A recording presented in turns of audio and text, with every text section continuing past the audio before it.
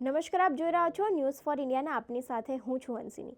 લોકસભા ચૂંટણી 2024ના પરિણામ આવી ચૂક્યા છે। સંઘ પ્રદેશ દમણ અને દીવ લોકસભા બેઠક પર વિચાર્યા કરતા અલગ જ નતીજો સામે આવ્યો છે। 3 વખતથી જીતતા ભાજપના ઉમેદવાર લાલુભાઈ પટેલની કાયમી હાર થઈ છે, તો અપક્ષ ઉમેદવાર ઉમેશભાઈ પટેલનો ભવ્ય વિજય થયો છે। સતત ત્રીજી વખત જીતતા લાલુભાઈ પટેલ હારી જતા દમણમાં ભાજપનો સોંપો પડી ગયો છે, તો એકલા હાથે લડતા ઉમેદવાર ઉમેશ પટેલને દમણની જનતાએ વધાવી લીધા છે અને 7226 મતથી ઉમેશ પટેલનો વિજય થયો છે।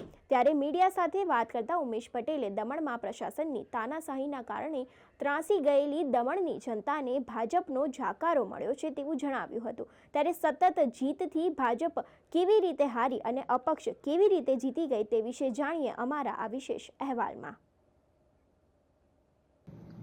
ગુજરાતના રાજકારણના ઇતિહાસમાં પહેલીવાર એવું બન્યું કે અપક્ષ ઉમેદવારે ભાજપ અને કોંગ્રેસના ઉમેદવારને ચૂંટણીની જંગમાં ધૂળ ચટાડી છે। દીવ દમણ લોકસભા બેઠક પર કોંગ્રેસ, ભાજપ અને અપક્ષ વચ્ચે જંગ હતી। અહીં 3 પાટીદાર ઉમેદવારો મતદાનોને રીઝવવા મેદાનમાં ઉતર્યા હતા, પરંતુ અહીં અપક્ષ ઉમેદવાર ઉમેશ પટેલે એકલા હાથે જંગી જીત હાંસિલ કરી છે। અપક્ષ ઉમેદવાર અંદાજિત 6000 કરતાં વધુ મતથી જીત્યા છે। ઉમેશ પટેલ પાસે કોઈ કાર્યકર્તાઓની ફોજ ન હતી, તેઓ એકલા હાથે દીકરી સાથે મત માંગવા નીકળ્યા હતા।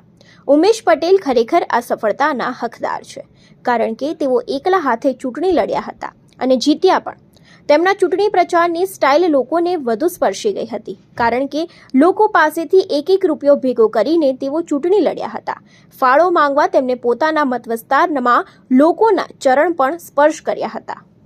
સંઘ પ્રદેશ દમણ દીવમાં વિચાર્યા કરતા અલગ જ નતીજો આવ્યો છે। 3 વખતથી વિજેતા ભાજપના ઉમેદવાર લાલુ પટેલની હાર થઈ છે, તો અપક્ષ ઉમેદવાર ઉમેશ પટેલનો ભવ્ય વિજય થયો છે। અપક્ષ ઉમેદવાર ઉમેશ પટેલે ભાજપના ગઢમાં ગાબડું પાડ્યું છે। પ્રશાસક પ્રફુલ્લ પટેલથી મતદારો ભારે નારાજ હતા, જેની અસર લોકસભાની ચૂંટણીમાં જોવા મળી। સંઘ પ્રદેશ દમણ દીવ લોકસભા બેઠક પર અપક્ષ ઉમેદવારે અનોખી રીતે ચૂંટણીનો પ્રચાર કર્યો હતો। અપક્ષ ઉમેદવાર લોકો પાસે ઉમેશ પટેલના મતની સાથે ચૂંટણી લડવાનો ફાળો પણ માંગ્યો હતો અને લોકો પણ તેમને હોશે ફંડ આપ્યો હતો। ઉમેશ પટેલ એકલા હાથે ચૂંટણીનો પ્રચાર કર્યો હતો। ઉમેશ પટેલની સાથે તેમના કોઈ કાર્યકરોની ફોજ ન હતી। તેઓ ચૂંટણી પ્રચાર માટે એકલા જ વિવિધ વિસ્તારોમાં નીકળ્યા હતા। તેઓ મતદાર પાસે મત માંગ્યા હતા અને સાથે તેમના ચરણ પણ સ્પર્શ કર્યા હતા। હાથમાં ફંડ ફાળો એકત્રિત કરવા માટે ગલ્લેથી લઈને ઉમેશ પટેલ મતદારોના ઘરે ફાળો અને મત અને આશીર્વાદ માંગતા અને ત્યારબાદ પોતાના મત માંગતા હતા। લોકસભાની ચૂંટણીમાં દીવ દમણ બેઠક પર ભારે અપસેટ સર્જાયો છે, જેમાં અપક્ષ ઉમેદવારે ભાજપ અને કોંગ્રેસ બંને હારનો સ્વાદ ચખાડ્યો છે। અપક્ષ ઉમેદવાર અંદાજિત 6000 કરતાં વધુ મતથી જીત્યા છે। ઉમેશ પટેલ પાસે કોઈ કાર્યકરોની ફોજ ન હતી, એકલા હાથે ચૂંટણી લડ્યા અને જીત મેળવી। સંઘ પ્રદેશ દમણ દીવ લોકસભા બેઠક પર ત્રિપાંખિયો જંગ જામ્યો હતો। આ બેઠક પર ભાજપ કોંગ્રેસની સાથે અપક્ષ ઉમેદવાર પણ મેદાનમાં હતા। માત્ર 1,32,000 જેટલા મતદારો ધરાવતી આ નાનકડી લોકસભા બેઠક પર 3 ઉમેદવારોએ પ્રચાર અને પ્રસાર કર્યો હતો। ભાજપે આ વખતે દમણના વર્તમાન સાંસદ લાલુભાઈ પટેલને સતત 4થી વખત ટિકિટ આપીને ચૂંટણીના જંગમાં ઉતાર્યા હતા, તો બીજી બાજુ કોંગ્રેસે દમણ દીવ કોંગ્રેસના પ્રમુખ કેતન પટેલને કોંગ્રેસના ઉમેદવાર તરીકે ચૂંટણીના મેદાનમાં ઉતાર્યા હતા, જેમાં ઉમેશ પટેલે ભાજપ અને કોંગ્રેસના બંને ઉમેદવારોને હારનો સ્વાદ ચખાડ્યો છે। એકલા ચલો રે એકલા ચલોના સૂત્ર સાથે ઉમેશ પટેલ સવારથી ચૂંટણી પ્રચારમાં નીકળ્યા હતા। હાથમાં ફંડ ફાળો એકત્રિત કરવા માટે ગલ્લેથી લઈને ઘર સુધી ઉમેશ પટેલે મતદારોને ઘરે જઈને આશીર્વાદ માંગ્યા હતા અને ત્યારબાદ પોતાના મત માંગ્યા હતા અને મતની સાથે ચૂંટણી લડવા માટે મતદારો પાસે ફંડ પણ માંગ્યું હતું। મતદારો તેમને હોશે મત પણ આપતા હતા અને સાથે જ ફંડ પણ આપ્યા અને આશીર્વાદ પણ આપ્યા। ઉમેશ પટેલ દમણમાં રાજકારણમાં મોટું નામ છે।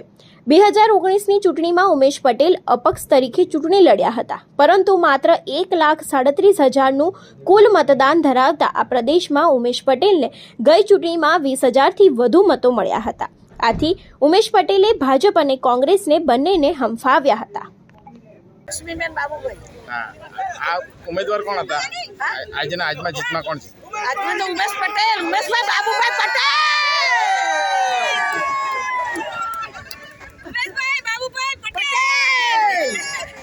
પર તમારે શું કહેવું છે? અમારી એ જીત પર અમને બહુ લોકો પરેશાન કર્યા, આજુબાજુ વાળાએ. મારા છોકરાના નામના 3-4 છોકરા બી લાવ્યા, પણ એના કાકા કાકી, એના માસ્ટર, એનો ભાઈ છે, એની બહુ મદદ, એની મિસિસની એટલી મદદ, એના મામા મામીની, એના કાકા કાકીની પૂરા આ જીતતા દમણના પરિવાર, એ બધા પરિવારની મદદથી ગરીબનો દીકરો આજે વિજય બની ગયો. જે એમપી બની ગયો, લોકોની સેવા કરવામાં. મને ઝૂંપડામાં છે, મેં ઝૂંપડામાં રહેવા, પણ મારો દીકરો આજે એમપી પણ બની ગયો. મને ગર્વ છે. બાબુ પટેલનો છોકરો આજે એમપી બની ગયો. કેટલા જણા ઉભેલા હતા? આ 3 નામના તો ઉમેશ પટેલ, ઉમેશ હતા 3 નામના. એક વાપીના હતા કોરીવાર પટેલ, ઉમેશભાઈ બાબુભાઈ.